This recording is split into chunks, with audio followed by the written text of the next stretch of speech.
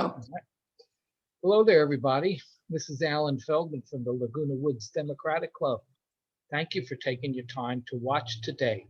And today we're doing another segment. I believe it's the fifth of the program, Black in Laguna Woods. If you were watching us last week, we did something a little different. We commented, we heard Reverend Dr. Charles Dorsey gave a talk to the Laguna Woods Democratic Club. Some of you might have seen it. It was our February meeting, and it's been on TV all month with Village TV.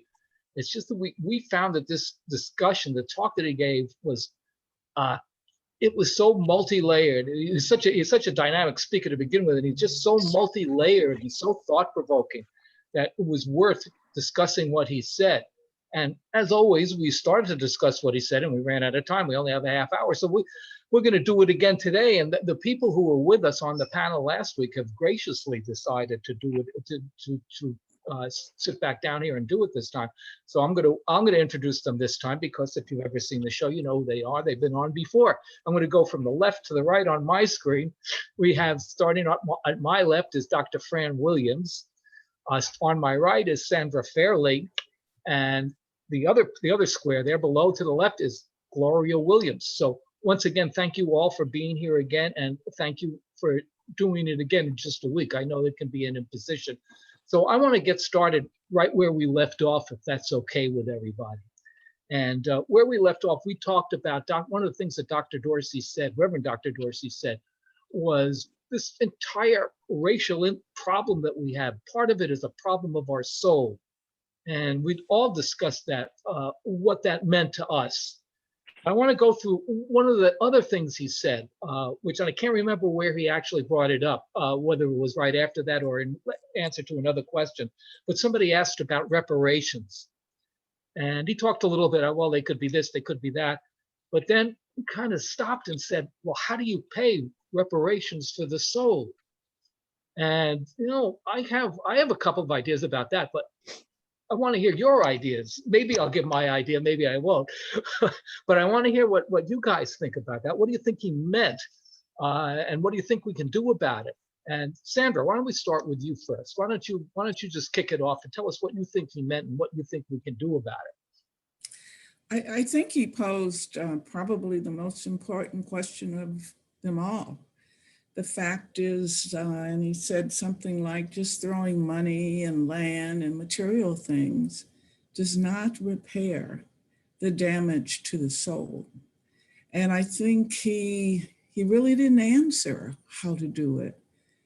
I think he gave it to us as a discussion point. How do you repair the damage to a person's essence or being or soul? And how do you do that to a whole nation of people, to a whole race of people who have this damage to their being, to their essence? And so how do we do it? I'm not sure. I think you have to do things one step at a time. You have to start someplace. And I think that's why, there's a tendency to just try to go to the material things, but it's way more than that. Yeah, that's what people think when they hear reparations. They think of money handed over. So let's go down the screen here. And Gloria, how about you? What did you think of? Something to add, or what you think of what you thought of Dorsey's comment? Actually, I went back and listened to Dr. Dorsey again, and I'm certainly in sync with the things that Sandra just said about calculating reparations of the soul. How can you give any tangible weight to damage to a person's soul? I think Sandra used the term essence, the psyche. And I just came to the same conclusion that Dr. Dorsey did, that, it's just still a question. I don't know that, we yet have the answer. And as I listened to him and started thinking too about, personal experiences, I just threw mine out the window and started looking back to long before I was born, because he mentioned, the early 1900s and W.E.B. Du Bois and all of the things that have happened in the interim and that are still happening. So I think that may be one of the questions that we have to put on our list of to be determined. Dr. Fran, how about you? Anything to add to that? Or what do you think? I agree with everything that my two colleagues have said in terms of asking the question. But I think the first place you start, if there is a starting place, I have to go to my clinical analysis, and that is realize and identify that repayment is needed or that the problem exists. And I think we've taken the first step in verbalizing that there really is a problem. The problem really does exist. And so the next step would be, what do you do about it? And when you're talking about the intangibles, when you're talking about, as Sandra said, the very essence of a human, the very soul of the matter, you have to start with thinking there is no payment as we understand payment to be, because we usually think of money, and there certainly is no money. That's not to say that money would not be needed or necessary, because money in this society has controlled so much of our being in terms of our quality of life. But when you're looking at the big payoff, I would think you would look at a combination of things. And aside from identifying that there is a problem, would be, what might you consider the most important of anyone's life or any group's life? And it took me back to the idea and the movement that's happening right now today in terms of Black Lives Matter.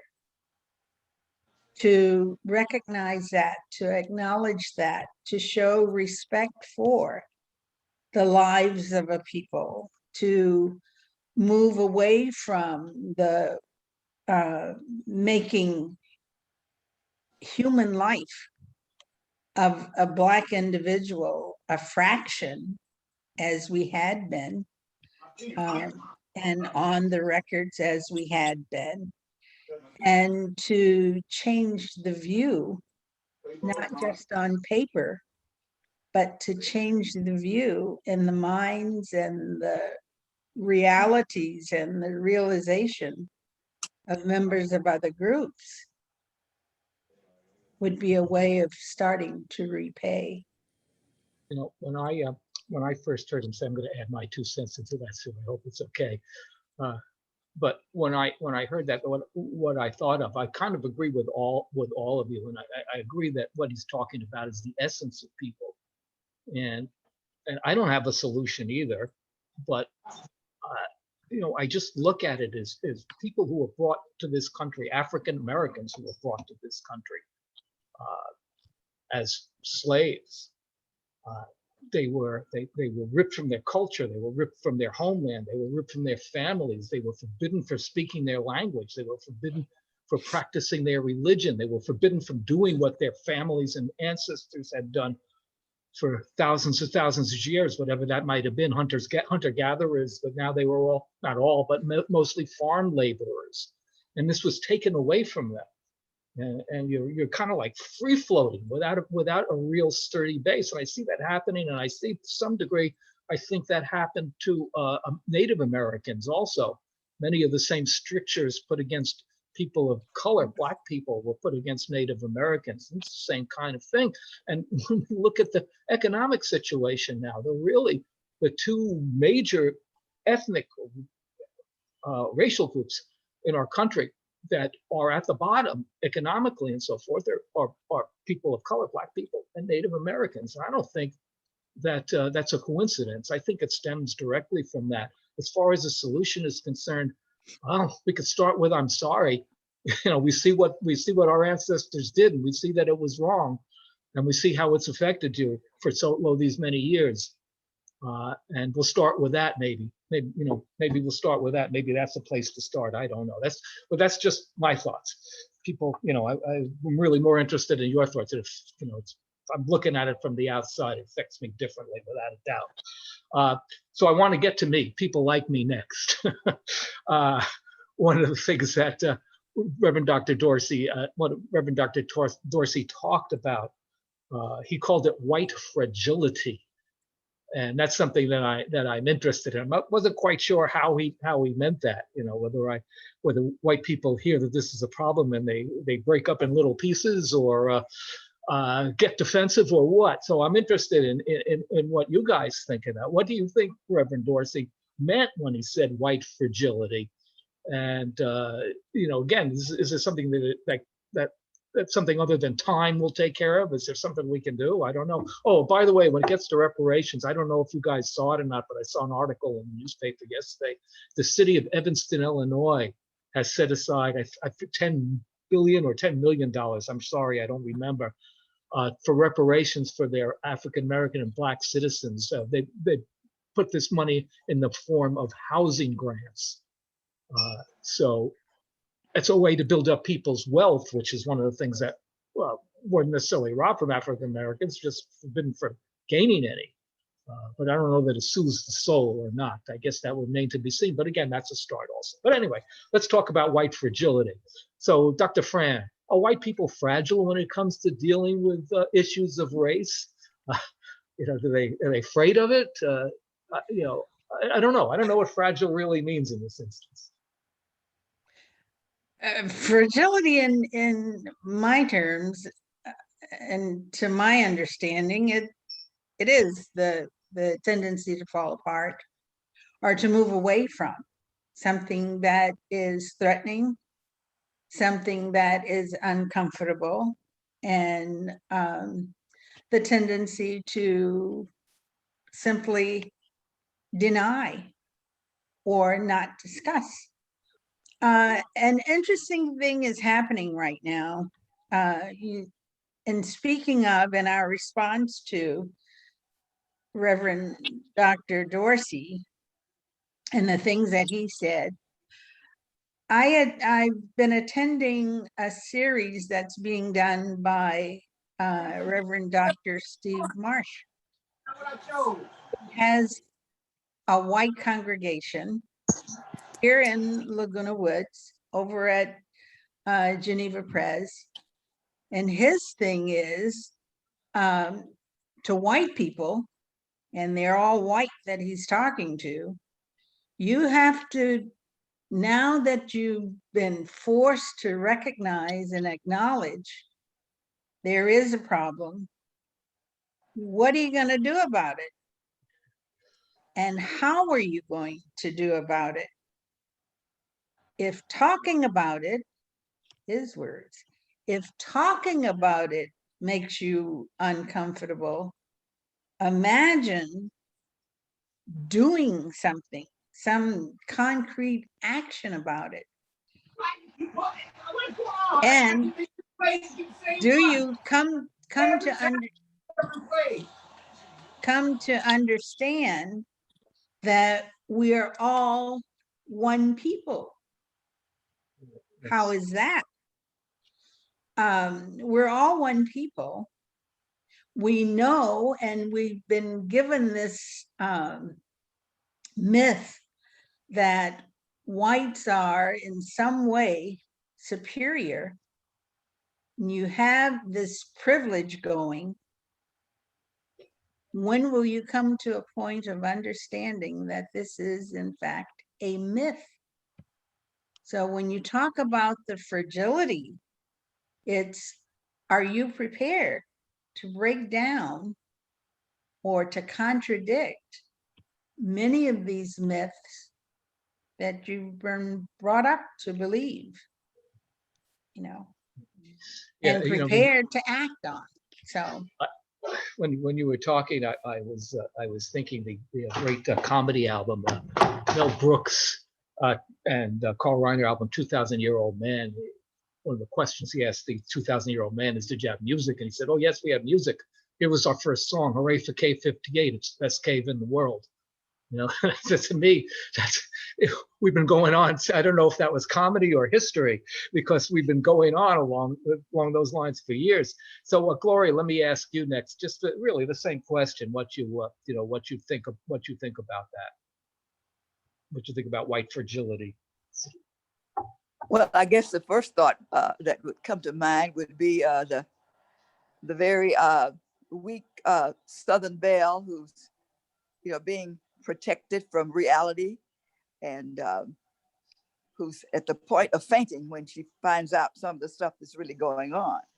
And I would dare not assign that picture to today's world. But I think it's a matter of, and I think Dr.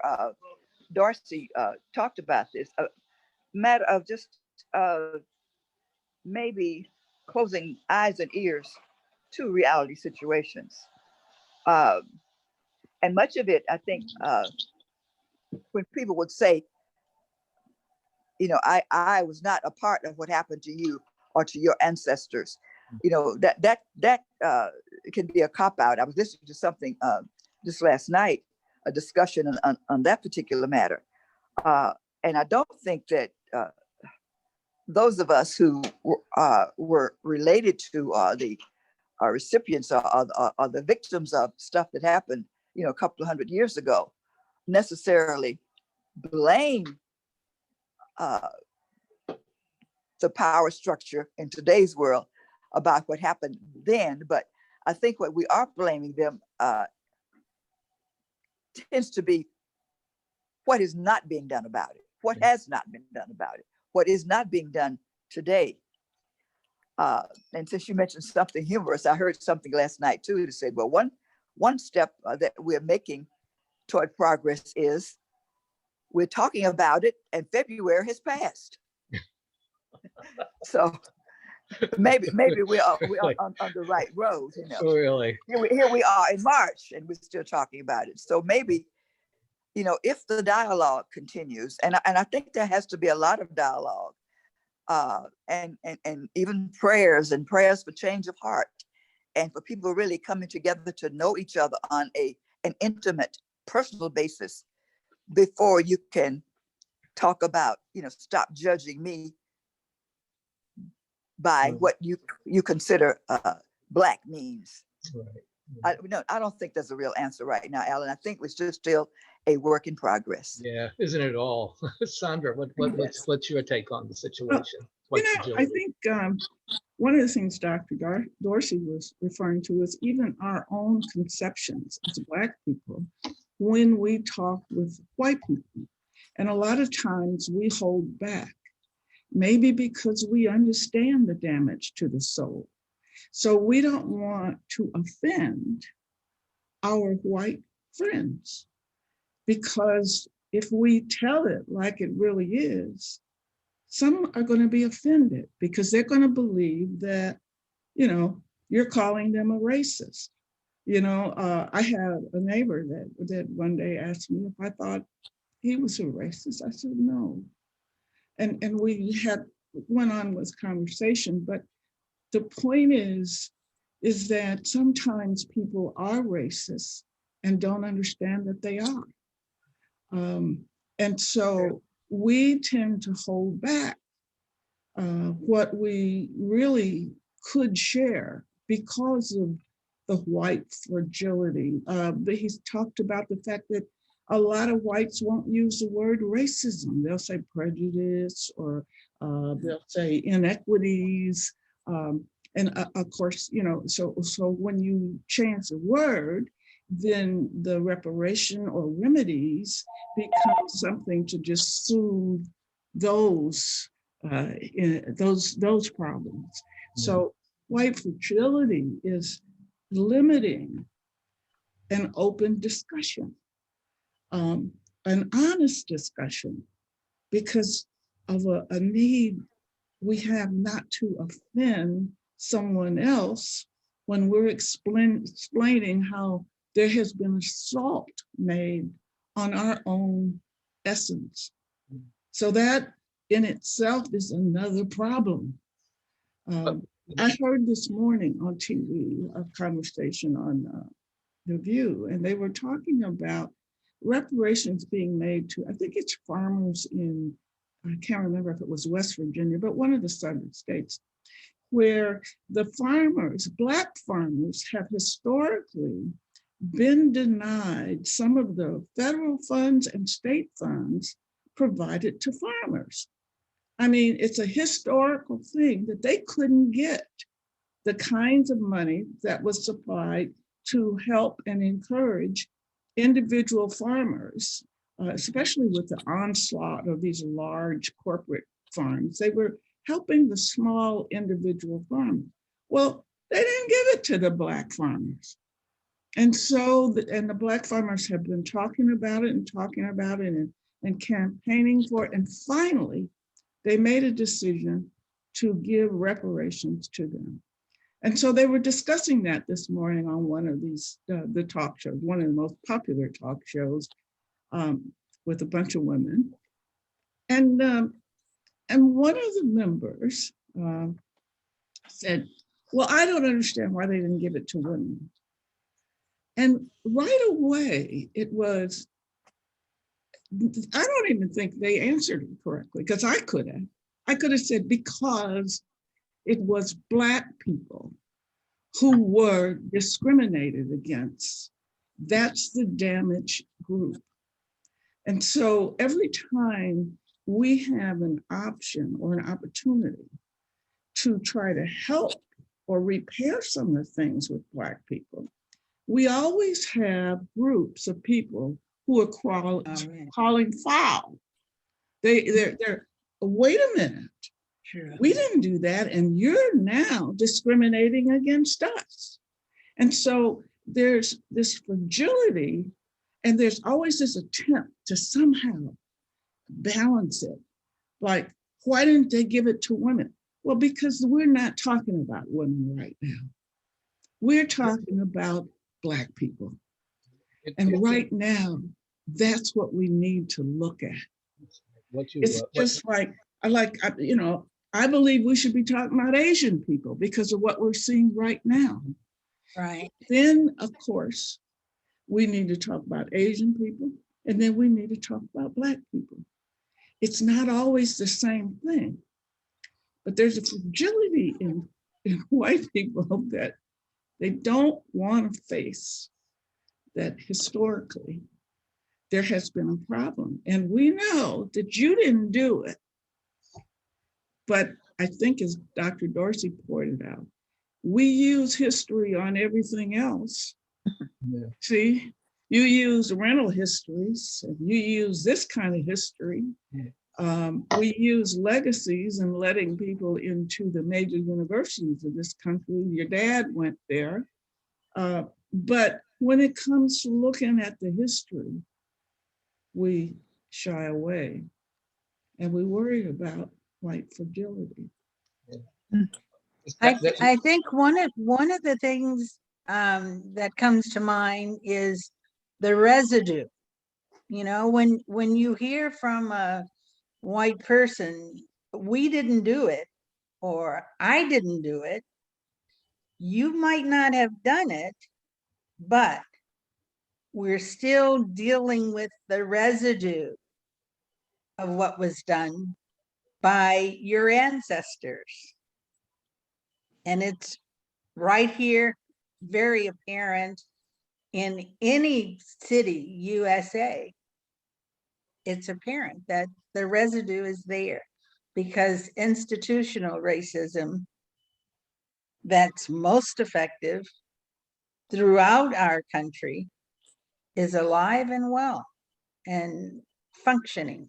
So tell them about the residue of what they didn't do, but somebody in their family did. What it reminds me of, just briefly, because of course we're running out of time as we always do, but it's like when the sports teams like the Atlanta Braves or the former Washington Redskins or the Kansas City Chiefs, when they get into the playoffs, there's always lots of cameras around the stadium. Many times there'll be people who are protesting the names of these teams, saying that they're offensive. Right. And what you get is a bunch of white people going up there saying, no, they're not. Those aren't offensive names. Well, they're not offensive to you.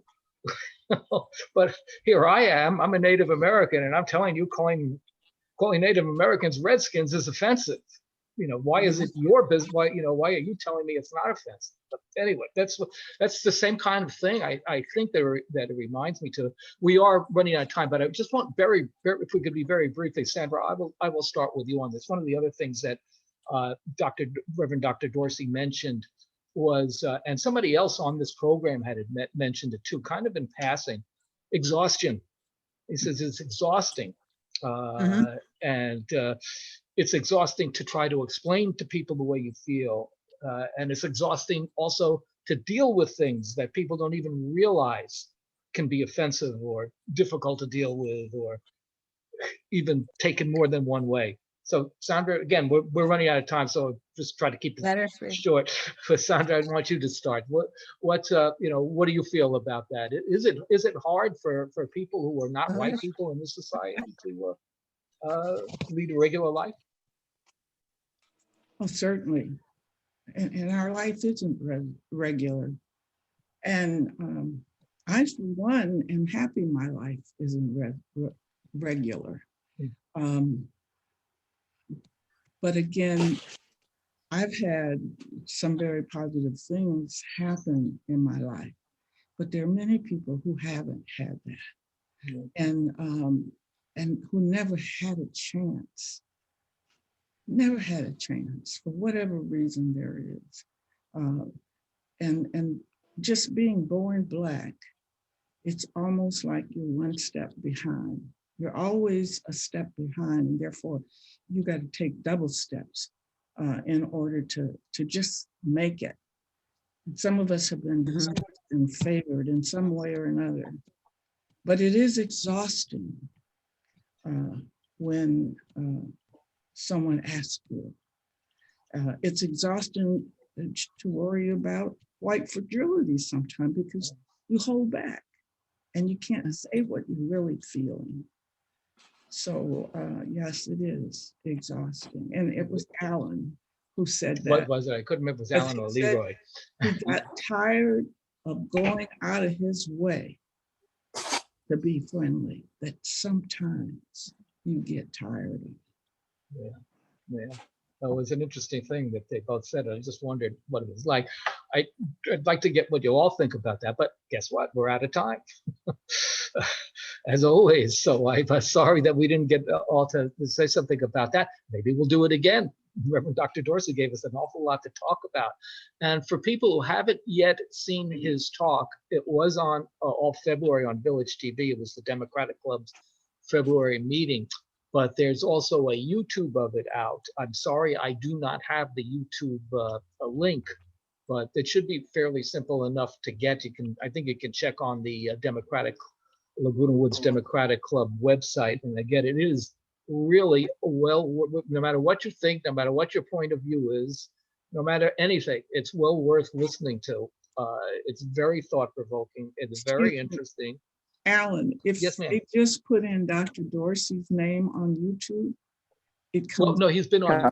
Yeah, right. I think he's been on YouTube for That's a what while. but I'm saying for people who haven't seen it, if they put his name in. Oh, I'm sorry. Under YouTube, making it even easier to find. Okay, yeah. So it's really well worth it. As I say, no matter what you think, no matter what you believe, no matter what you feel, for however long he talks, I guarantee you will be if nothing else, captivated. He's a very dynamic speaker. And for Dr. Fran, Gloria, and Sandra, again, I know I was in a position to be back twice in a row, but I really want to thank you. I think you guys are really great. It's really fascinating to listen to you, to hear these things from the perspective. I mean, it's here in Orange County in Laguna Woods. We don't hear this perspective very often because there just aren't that many people to give it to us. So I just want to thank you all once again, and you've all been great. You all seem to be talking from the heart, which is all we can ask for. And, Well, we want to thank you and the Democratic Club for giving us this opportunity. well, we're just a platform. I know I spoke today longer than I usually speak because maybe the show is Black in Laguna Woods and I'm not Black, so I have nothing to say most of the time. But this was comments on a talk, so I felt fairly good. So I want to thank everybody for watching. Again, this will be on all month also, and again, watch Reverend Dr. Dorsey's talk. You're bound to be captivated by what he says, no matter how you feel or believe. And to you three, all of you three, thank you again, once again, for being here. It was wonderful to see you. You're more than welcome. I will see you Thank all you. again soon. Okay, bye-bye. Thanks for the opportunity. Bye, Okay. Alan. Bye. Bye. I think we're okay. We're off.